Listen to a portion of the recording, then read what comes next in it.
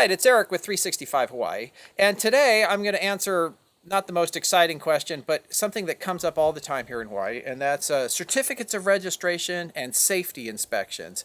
So today I got two certificates of registration for two different cars, and so I'll be putting those on.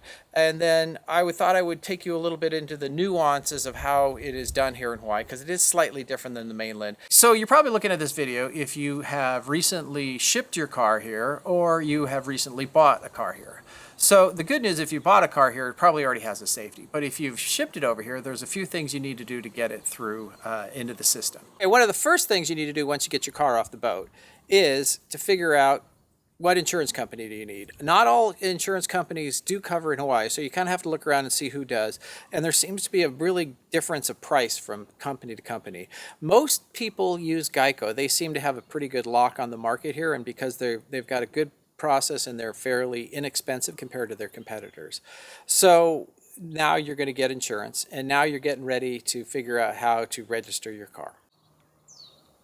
Okay, so what is a vehicle safety inspection? Well, in Hawaii, what they want to make sure is that your cars are worthy of being on the street. And this probably goes back a long time when people used to drive until they all literally fell apart in the old days. So now what they are doing is they want to make sure that you have, lights that work, your windshield's not cracked, you've got enough meat on your tires, all these kinds of things. Your windshield wipers work, your horn works, to make them safe. So this has worked out fairly well. Most cars pass with no problem. The cost to have an inspection is about $25, and there are several places around, different places to get them done. Where it gets a little bit interesting is that this is my truck, and I got it about 9 years ago. And problem is I have wide tires. And so now what they're doing is they're enforcing it to make sure that your tires have a fender over them to make sure that they're covered, to make sure the rain doesn't come off and get everywhere when driving around. The other thing that they require on the bigger trucks is they want to make sure you have mud flaps on the back, and they also have a height limit on how high trucks can go. And roughly, from my understanding, it works out. It's not the height of the truck, they do it by the height of the bumper, and it's about anything over a 6-inch lift starts to get a little bit more tricky to get through there.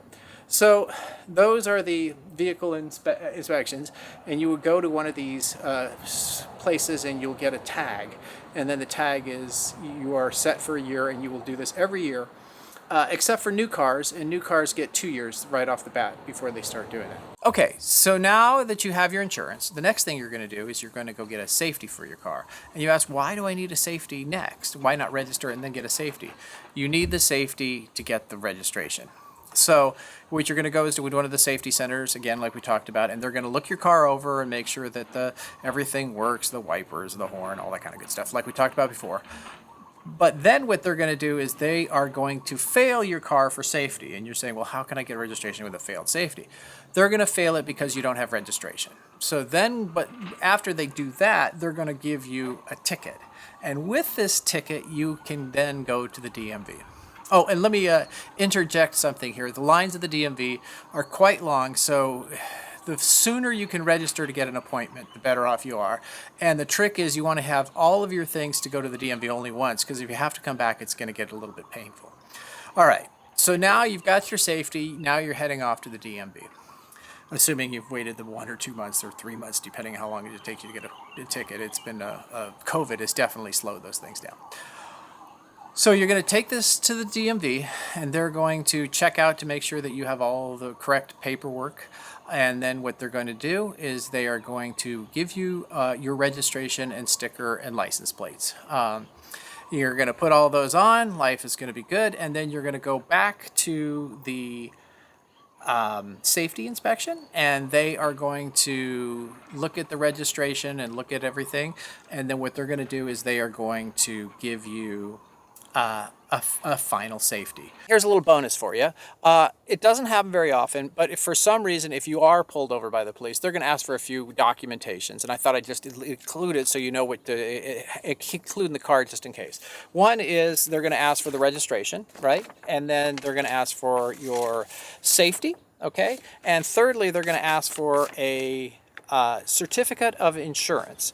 and you can't have a Xerox copy of it. It has to be the one that is sent from the insurance company, or they will allow it on your phone if you've got a copy of it on your phone. So those are the things that are going to be asked if for some unfortunate event that you get pulled over. With the information I gave you here today, it's for the Big Island. If you're going to Oahu or you're going to Maui, they have different systems that we do. And so you might want to do a little research to see what's different about theirs. And with that, we will say, I hope you found it interesting and got something out of it. And if you have any questions, leave it in the comments and we'll see if we can straighten it out for you. And don't forget to subscribe to 365 Hawaii. And with that, we'll say aloha.